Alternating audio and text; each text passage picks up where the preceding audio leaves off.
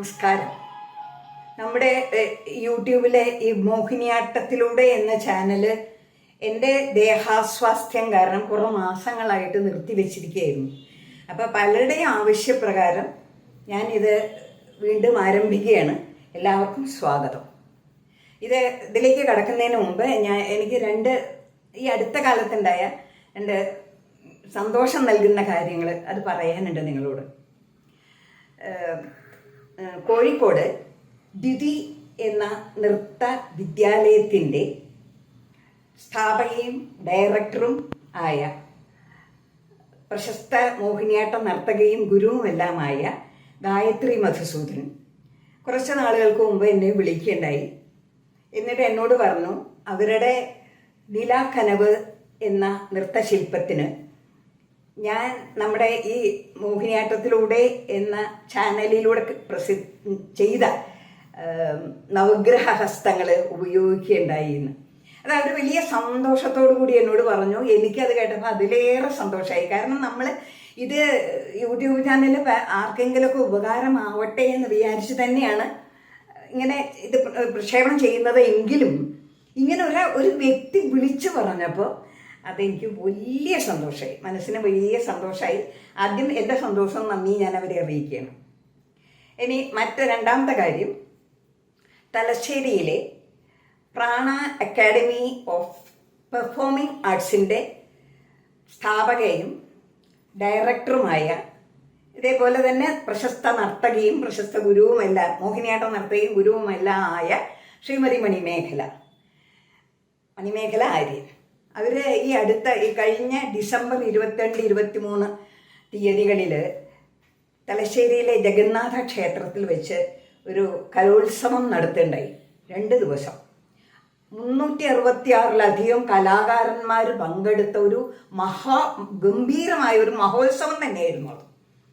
അപ്പം അവർ ഇതുമാതിരിനെ കുറച്ച് മാസങ്ങൾക്ക് മുമ്പ് എന്നോട് വിളിച്ച് ചോദിച്ചു, ടീച്ചറെ ഇതുമാതിരി മോഹിനിയാട്ടത്തിലെ ടീച്ചർ നവഗ്രഹ ഹസ്തങ്ങൾ ശരിയാക്കിയിട്ടുണ്ടായിരുന്നല്ലോ എന്ന് പറഞ്ഞ പോലെ ടീച്ചർക്ക് പഞ്ചഭൂത തത്വങ്ങളെ പറ്റിയുള്ള ഹസ്തങ്ങളും കൂടി ഉണ്ടാക്കിക്കൂട്ടെ എന്ന്. അത് കേട്ടപ്പം ഒരിത്തിരി പരിഭ്രമം ഉണ്ടായെങ്കിലും ഞാൻ ശ്രമിക്കാം എന്ന് പറഞ്ഞു. അപ്പോൾ അതിലേക്ക് പിന്നീട് എൻ്റെ ശ്രദ്ധ മുഴുവൻ അതിലായി. അപ്പോൾ എൻ്റെ രോഗത്തിനെയൊക്കെ പറ്റി ഞാൻ താൽക്കാലികമായിട്ട് മറന്നു.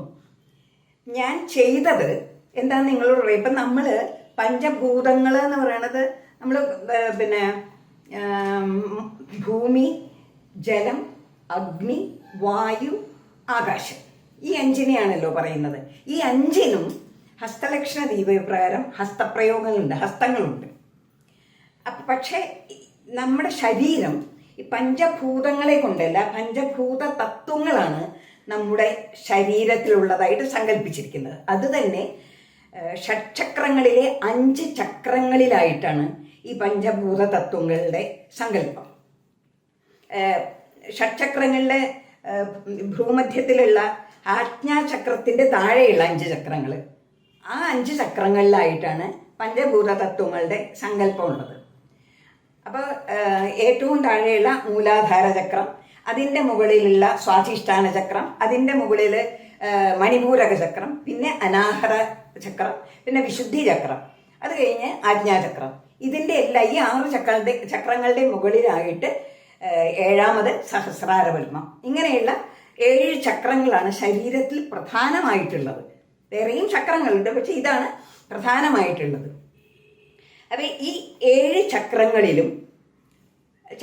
ഇതിനെപ്പറ്റി പഠിക്കാനാണെങ്കിൽ നമുക്ക് ഒരുപാട് പഠിക്കാനുണ്ട്. ഇപ്പം ഉദാഹരണത്തിന് മൂലാധാര ചക്രം, ഏറ്റവും താഴെയുള്ള മൂലാധാര ചക്രത്തിന് 4 ദളങ്ങളാണ് പറയുന്നത്. ഈ 4 ദളങ്ങളിലും 4 ബീജാക്ഷരങ്ങളുണ്ട്.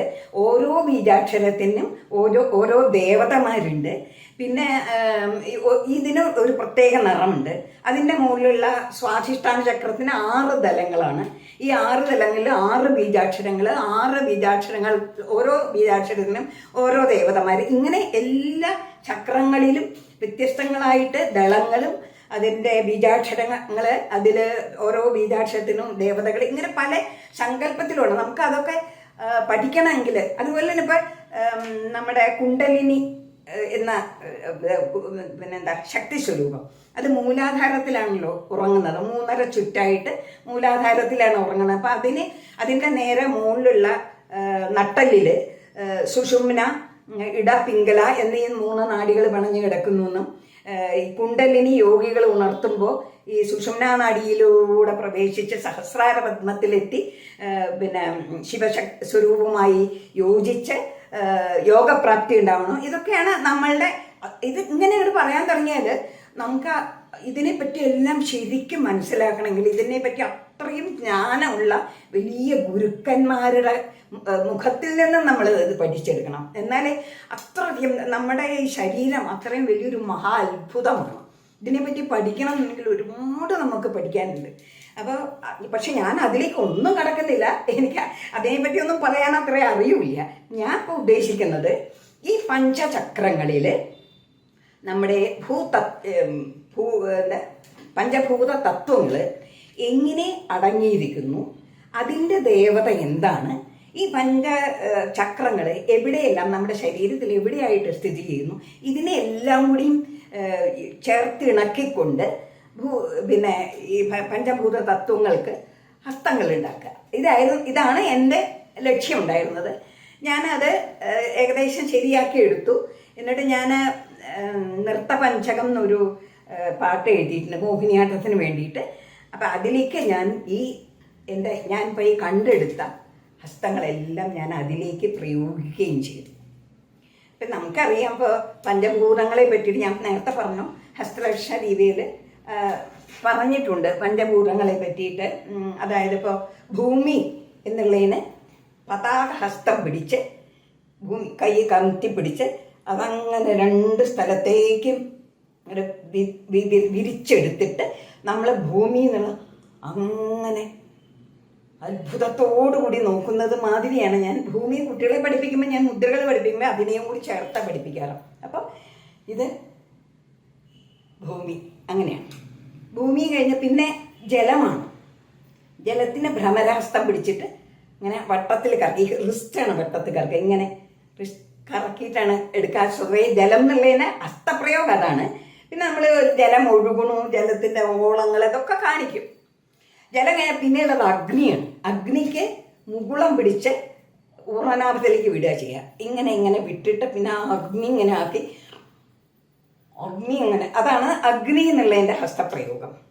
അടുത്തത് വായുവാണ്. അതിന് ഹംസപക്ഷമാണ് വായുവിന്. ആ വായു അതങ്ങനെ ഒലയുന്ന ഈ കാറ്റിൻ്റെ ആ ഭംഗി അതിനനുസരിച്ചാണ് വായു എന്ന ഹസ്തമുള്ളത്. പിന്നെ ഉള്ളത് ആകാശത്തിന് അർദ്ധേന്ദ്രമാണ്. അത് ആകാശം എന്ന് കാണിക്കുമ്പോഴും ഇതുമാതിരി നമ്മുടെ ശിരസിൻ്റെ മുകളിലേക്കായിട്ട് ഇങ്ങനെ കാണിക്കണം, 2 സ്ഥലത്തേക്കും കാണിക്കണം. ആ ആകാശം അങ്ങനെ നോക്കിക്കണം. ഈ വിധത്തിലാണ് ഹസ്തലക്ഷണ രീതിയിൽ നമ്മൾ പഞ്ചഭൂതങ്ങൾ അത് പറഞ്ഞോണ്ടല്ല.